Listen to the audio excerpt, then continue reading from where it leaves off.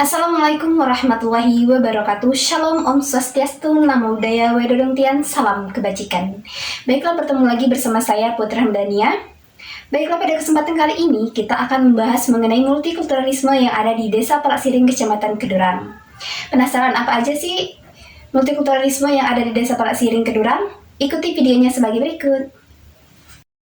Baik, sebelum kita membahas mengenai multikultural yang ada di Desa Palaksiring, Kecamatan Kedurang, kita akan membahas terlebih dahulu pengertian multikultural dan pendidikan multikultural. Jadi, multikultural adalah beragam kebudayaan, kultur atau kebudayaan itu sendiri tidak lepas dari 4 hal, yaitu aliran agama, ras, suku, dan kebudayaan. Hal ini menunjukkan bahwa diskusi multikultural tidak hanya terkait dengan perbedaan budaya, tetapi juga keberagaman agama, ras, dan etnis. Pendidikan multikultural adalah pendidikan yang menanamkan pentingnya menghargai heterogenitas baik suku, budaya, etnis, dan sebagainya. Pendidikan ini termasuk pendidikan yang penting untuk diterapkan sejak dini pada anak-anak agar mereka bisa tumbuh menjadi generasi yang toleransi terhadap keberagaman pendidikan. Pendidikan multikultural bisa diberikan secara langsung oleh sekolah melalui guru maupun diterapkan oleh orang tua di rumah.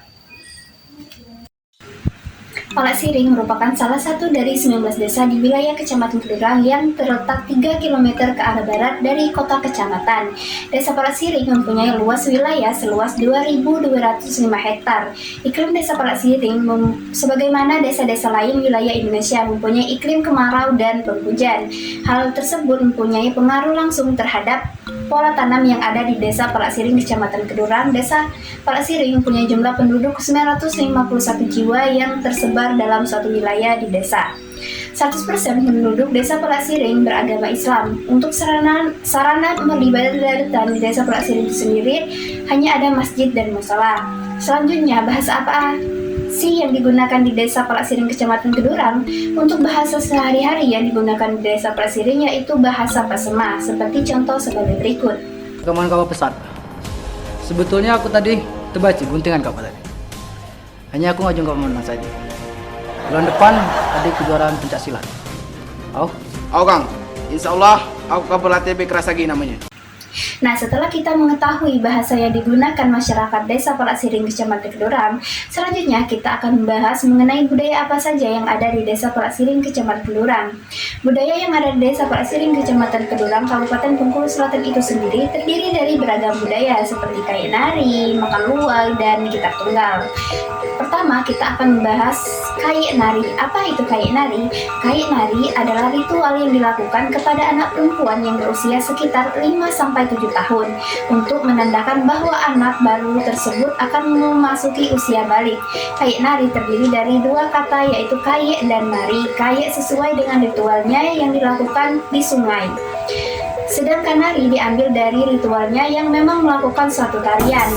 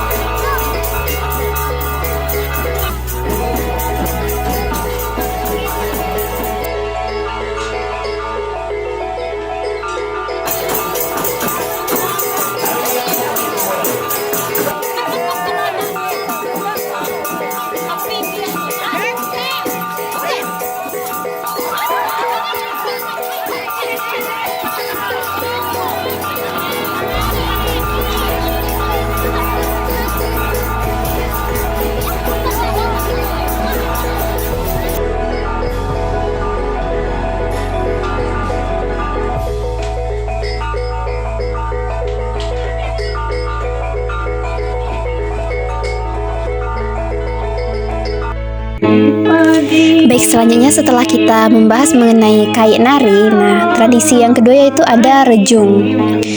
Rejung, Guritan, dan Tadut adalah 3 jenis tradisi lisan yang di masa lalu memegang peran penting dalam kehidupan sosial keagamaan masyarakat Pasaman Bengkulu. Di antara ketiga tradisi lisan tersebut, Rejung adalah tradisi lisan yang masih cukup eksis dari segi penutur, sementara itu untuk Guritan dan Tadut keberadaannya saat ini sudah sangat langka, sekitar 1 orang setiap kecamatan. Akan tetapi untuk pelaksanaannya dalam kehidupan sosial keagamaan, baik Rejung, Guritan, ataupun Tadut saat ini tidak dilakukan lagi pada masyarakat Pasaman Bengkulu. Kedua eksistensi Rejung, Guritan, dan Kedut saat ini mengalami penurunan disebabkan oleh banyak faktor baik internal maupun eksternal. Dari sisi internal ataupun eksternal, kesulitan memahami tes Guritan yang panjang menjadi penghalang utama bagi generasi muda untuk dapat mewarisi tradisi lisan ini. Hal ini berbeda dengan Rejung dan Guritan yang memiliki teks atau syair yang relatif pendek dan mudah dihafal. Ataupun dari sisi eksternal, baik Rejung, Guritan, ataupun tradisi lisan mengalami penurunan. Eksistensi akibat pergeseran budaya di masyarakat yang tidak lagi memposisikan Rejung, Guritan, dan Tadut sebagai peranata sosial. Tetapi untuk di daerah saya sendiri, di desa Palasiring Kecamatan Kedurang, Rejung itu masih ada.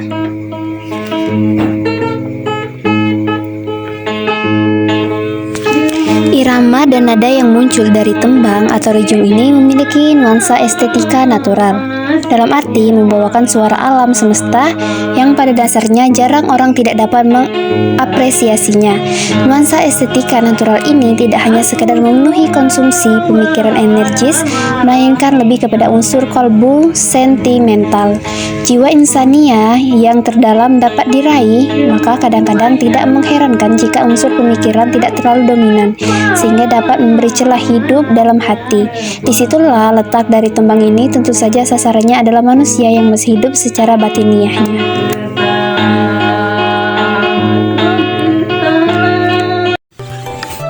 Di Desa Palasiring, Kecamatan Durang, Kabupaten Bengkulu Selatan, mayoritas masyarakatnya memiliki pekerjaan sebagai petani jagung, petani kopi, petani sawit, dan di desa ini juga memiliki profesi lainnya seperti guru, bidan, polisi, dan banyak lagi yang lain.